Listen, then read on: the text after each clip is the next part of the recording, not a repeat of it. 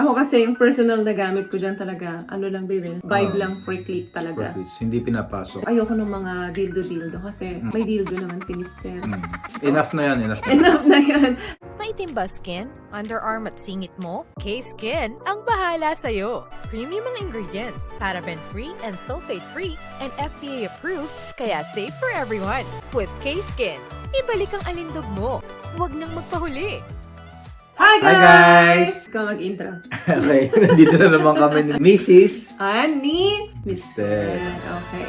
Welcome back again to our YouTube channel. Ayan. And for today's video, wag na natin pahabain. Direct to the point. Direct to the na. point agad. Videos for today is sa mga nagtatanong po kung gumagamit daw ba ako ng sex toy. Paano kung sabihin ko sa'yo, yes. Yes, of course, gumagamit ako. Kasi wala namang masama doon. Wala masama doon. Part talaga yun para mas ma-enjoy nyo. Mas ma-explore nyo. Diba kung hanggang saan kayang abutin yung rurok. Katulong na rin ni partner yun. Si partner, syempre, hindi masyadong mahirapan para maabot ko yung pinaka-peak. You know? Pag sabing peak, nandun na sa pinaka-tuktok yan. Na maabot yun. Sa tulong ng mga toys na yan, nagagawa talaga namin. Di ba yung mga goals ng mga lalaki ay makatapos yung kapartner nila? Di ba? Minsan talaga may mga girls na may matagal. Hindi babe, minsan lahat. Minsan mahirap talagang Parang 98% ng mga matapos, babae. Matagal. Kaya baka mamaya nakakailan ka na o matapos ka na, hindi pa rin sila tapos. Diba? Kaya kailangan talaga ng kaunting tulong ng mga toys. Oo. Para maging mabuti kang lalaki o mister sa asawa mo, dapat siya yung palagi mong inuuna. Isa lang yun Marami pang bagay, of course. Kasi sa babae, ang daming seremonya Saka mas sa mahaba. babae, mas mahaba, pero pang madami. Oo. Madalas. Sa lalaki. Sa lalaki, minsan lang Once na pumasok na Usually, yan, nag-penetrate na yan, yun na yun malaki na yung chance na makatapos kayo. Sa mga babae, may mga blended pa, na kailangan nilalaro mo yung kanyang nipple, nilalaro mo pa yung kanyang tinggel, alam mo, nilalaro mo pa yung kanyang breast. Science din to, di ba? Hindi po pwede yung pasok, tsuktsakan, tapos. Oo, marami Hindi pwede kasing yun. klase ng para mapakatapos yung babae. Merong nakakatapos sa stimulation lang, meron namang dapat may penetration na, may stimulation pa. Dapat kilala niyo yung mga partner niyo, di ba? Marami kasi na hindi kayo magkakilala, di ba? Parang hindi kayo nag-uusap. Akala niyo natapos, hindi naman pala. Hindi maganda. Yung concern mo na kung gumagamit, yes, gumagamit. Saan nabibili? Meron akong binibilhan sa Philippines, Meron din ako binibilhan sa international. Nakalimutan ko yung sa international kung anong pangalan. Pero yung sa Philippines, try nyo guys, yung Midoko, ito. For example, ito, papakita ko sa inyo. Yan, yung ganyan. Midoko. Lagay ko na lang yung link dyan para makita nyo sa Shopee. Meron din silang website. Lahat ng kailangan nyo nandyan. At maganda doon kasi mura lang siya. So, afford ninyo. Dito kasi sa Norway, ang mamahal niyan Talagang libo-libo. Times 3, times 4. Times 4, 5. So, dyan, afford nyo. Lahat ng kailangan nyo, mga parapernalya ninyo, kung ano-ano pang mga sa Pang-spice ng inyong bedscene. Ang dami nilang product lahat na, di ba? Mga lubricants nandyan. Ako kasi yung personal na gamit ko dyan talaga, ano lang baby, vibe lang, free clip talaga. Hindi pinapasok. Hindi pinapasok. Ayoko ng mga dildo-dildo kasi may dildo naman si Mister. Enough na yan, enough. Enough na yan. At saka hindi. Ano lang ako, nakakatapos ako stimulation lang. Sa penetration, hindi. So, kailangan talaga ng tulong ng toys para wag masyadong mapagod yung panga, yung dila ni Mister.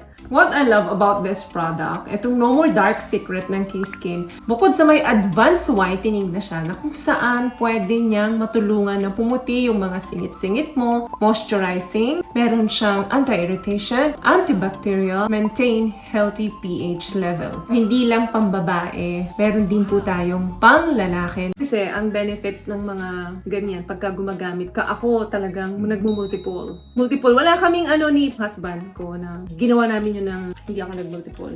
Palagi multiple. Sure ball yan. Sure ball yun. What if kung si Mr. lang, 'di ba? Ito naman, what if si Mr. lang kayang-kaya niya ako no ipa big O. Pero yung babae kasi kayang mag-multiple. Pag sabi multiple, 2, 3, 4. Actually, sa mga babae talaga, yung multiple orgasm ay advantage, di ba? Advantage, oo. Kasi, syempre, mas kanya, extreme yung nararamdaman niya. Pag minsan, half, pwedeng maging full. Yes. Sigurado kayo guys na magiging satisfied ang mga partner nyo. Oo. Kaya kung meron kayong ganito, well, sigurado yun. Oo. So, okay lang. Gumamit talaga. Huwag ka mag-solo. O kaya sa mga nasa long distance relationship, pwede yan. Pwede. Kesa naman, alam mo na, pag tinawag ka ng iyong kalamnan at nang init ka, makagawa ka pa ng mali. Yun na lang, At diba? least may ka-partner ka with your husband and your toy. Mga bagong gadgets din ngayon, na toys na kahit long distance kayo, pwede.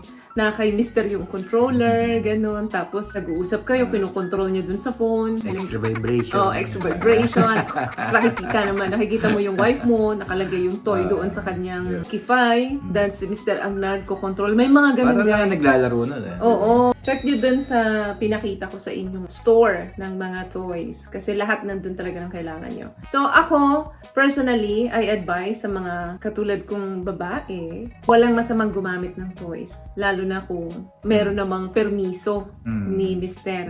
Kasi mamaya, may mga lalaking Ayaw pala, no? Ayaw pala. Tapos magkakaroon ng insecurities. Ano ba, mas masarap ba yan kesa sa akin? So Diba? make sure, gamitin mo yan pag nandyan si partner. Huwag ka rin masyadong dependent dyan kung may partner ka. Kasi baka mamaya, Maging dependent ka na. oo, ayaw mo na kay partner. Doon na lang Yun sa na mga lang, no? toys. Kailangan balance eh. So iyan ay pampadagdag lang ng spice. Kung may partner ka, huwag mo kalimutan na may partner ka. Kung wala ka Yeah. namang partner, okay lang na mag full-time ka. Kung may partner kayo, huwag niyong gawin na replacement yan sa partner niyo. Correct. Delikado yan. Delikado yan. Go lang kung ano yung preference nyo na mga toys, yun ang gamitin nyo. Saka walang masama mag-try, di ba? Subukan nyo kung ano yung bagay sa inyo, sakto sa inyo, saan kayo mag-enjoy. Saka mag-enjoy. Di ba? Correct. Doon kayo sa magiging masaya kayo. Magiging masaya Okay, dapat maging open-minded na tayo ngayon. Di ba? Basta lagi lang dapat inform kayo yung mga partner natin kapag meron tayong mga toys. Kung may partner kayo, huwag kalimutan na may partner kayo. Baka mamili ka, toys or ang partner. Tapos piliin mo, toys. Hindi nyo na kailangan ng partner. Hindi mo kailangan ng partner, layasan ka ng partner. Gal sa balutan yan. So, yun lang guys, ang video natin for today. I hope nakapagbigay kami sa inyo ng vlog na information. Makakapulot ba sila ng aral ng o makakapagpalakas ng loob nyo na okay lang. The tips din to, di ba? Ang tips din yan. Para You can never spice go up, solo diba? sa mga solo. So, bye guys! Bye! See you again on our next video.